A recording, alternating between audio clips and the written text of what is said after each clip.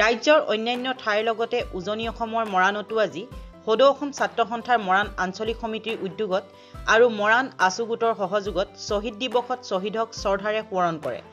মৰাণ মহাবিদ্যালয়ৰ প্ৰাংগণত শ্বহীদ বেদীত অসম আন্দোলনৰ প্ৰথম শ্বহীদ খগেশ্বৰ তালুকদাৰৰ লগতে অসম আন্দোলনত শ্বহীদ হোৱা 855 জনক শ্ৰদ্ধাৰে সোঁৱৰণ কৰা পাকক্ষণত আছুৰ পতাকা উত্তোলন কৰে আছুৰ মৰাণ আঞ্চলিক সমিতিৰ ভাৰপ্ৰাপ্ত সভাপতি বিশ্বজিৎ তামুলীয়ে।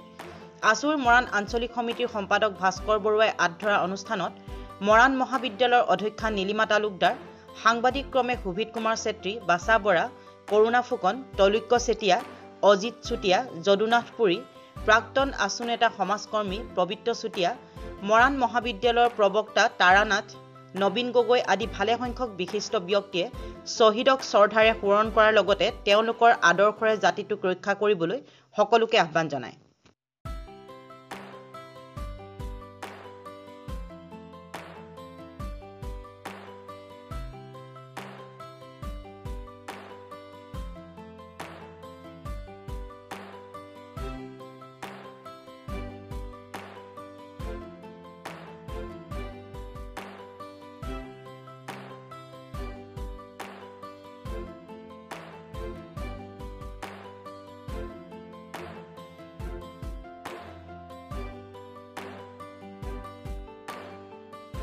আন্দোলনৰ প্ৰথমজন বীৰ শ্বহীদ খগেশ্বৰ তালুকদাৰৰ সোঁৱৰণত আজি শ্বহীদ দিৱস অনুষ্ঠিত কৰা হয়।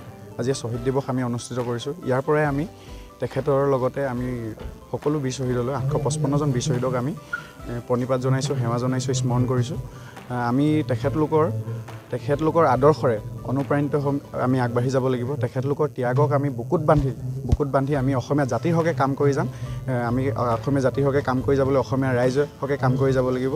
যিহেতু আমি এটা ৰাজহুৱা অনুষ্ঠান, গতিকে আমি অসমীয়া ৰাইজৰ হকে কাম কৰি যাম বুলি ভৱিষ্যতৰ দিনত, অনাগত দিনত আমি সংকল্পবদ্ধ হৈছোঁ।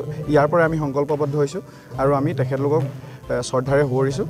আৰু যিসকল আজি আমাৰ এই কাৰ্যসূচীত অংশগ্ৰহণ কৰাৰ বাবে আমাৰ আঞ্চলিক ছাত্ৰ সন্থাৰ বিষয়ববীয়াসকলক, বিশিষ্ট সাংবাদিকসকলক, আমি বিশিষ্ট সমাজসেৱীসকলক, আমি মৰাণ মহাবিদ্যালয়ৰ অধ্যক্ষা মহোদয়াৰ লগতে আমি সকলোকে ধন্যবাদ জনাওঁ।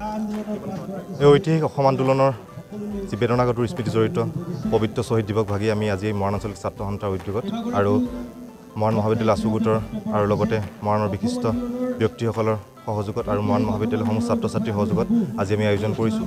আজি আমি এই আয়োজনস্থলীৰ পৰাই আমি ঐক্যবদ্ধ, সংকল্পবদ্ধ যে অনাগত দিনত আমাৰ অসমৰ প্ৰতি আহিবলগীয়া ভাবুকি, অসমৰ প্ৰতি আহিবলগীয়া সমস্যাৰ ক্ষেত্ৰত আমি অসমৰ যুৱক যুৱতীসকল, আমাৰ অসমৰ খিলঞ্জীয়া ৰাইজ একত্ৰিত হৈ আমি আমাৰ সমস্যাবোৰ ক্ষেত্ৰত আমি যাতে আগবাঢ়ি যাব পাৰোঁ, সংগ্ৰাম কৰি যাব পাৰোঁ, তাৰ কাৰণে আমি ঐক্যবদ্ধ। আৰু সেইসকল বীৰ শ্বহীদে আমাৰ জাতিটোৰ সুৰক্ষাৰ কাৰণে, আমাৰ সোণালী ভৱিষ্যতৰ কাৰণে তেওঁলোকৰ যি জীবন জলাঞ্জলি দি আমাৰ জাতিটোৰ কাৰণে তেওঁলোকে প্ৰাণ আহুতি দিছিল, সেই বীৰ শ্বহীদসকলক আজি অনুষ্ঠানৰ পৰা পবিত্ৰ শ্ৰদ্ধাৰে আৰু সহস্ৰ প্ৰণিপাতেৰে তেওঁলোকক সোঁৱৰিছোঁ। আৰু সেই আদৰ্শ, সেই শ্বহীদসকলৰ তেওঁলোকৰ যি জাগ্ৰত তেওঁলোকৰ দেশপ্ৰেম, সেই দেশপ্ৰেম আগত ৰাখি দেশপ্ৰেম আমি শিৰোগত কৰি অনাগত দিনবিলাকত তেওঁলোকৰ আদৰ্শৰে আমি অসমৰ জাতিটোৰ কাৰণে, অসমীয়া খিলঞ্জীয়া ৰাইজৰ কাৰণে, জাতি মাতি ভেটিৰ স্বাৰ্থত, অসমৰ সোণালী ভৱিষ্যতৰ স্বাৰ্থত আমি সংগ্ৰাম কৰি যাম বুলি ঐক্যবদ্ধ। আমি শ্বহীদক সোঁৱৰি পেলাই শ্ৰদ্ধাঞ্জলি জ্ঞাপন কৰি আহিছোঁ। গতিকে 2020 চনো ইয়াৰ ব্যতিক্ৰম নহ'ল। তাৰ বাবে মই আমাৰ ছাত্ৰ ছাত্ৰীসকলক এই দিনতো এই অনুষ্ঠানটো অনুষ্ঠিত কৰাৰ বাবে মই তেওঁলোকক অভিনন্দন জ্ঞাপন কৰিছোঁ। 10 ডিচেম্বৰ 1979 চনৰ এই দিনটোতে 6 বছৰীয়া আন্দোলনৰ প্ৰথমজন শ্বহীদ হৈছিল। তেখেতৰ নাম আছিল খগেশ্বৰ তালুকদাৰ। সেই দিনটোত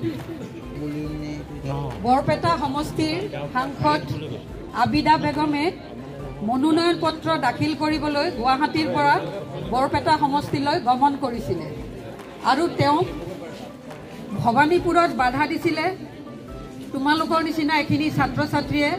আৰু তেওঁ বাধা দিবলৈ যাওঁতে চৰকাৰী আৰক্ষীৰ গুলিত শ্বহীদ খগেশ্বৰ তালুকদাৰ ঢলি পৰিছিলে। আৰু সেই দিনটোকে সোঁৱৰি তাৰ পাছত তেওঁৰ লগত যুক্ত হোৱা 855জন শ্বহীদৰ স্মৃতিত আজিৰ দিনটোত আমি সকলোৱে তেখেতসকলক শ্ৰদ্ধাঞ্জলি জনাওঁ। আমাৰ মৰাণ মহাবিদ্যালয়ৰ ফালৰ পৰা মই সেই 855জন শ্বহীদক প্ৰণাম জনাইছোঁ।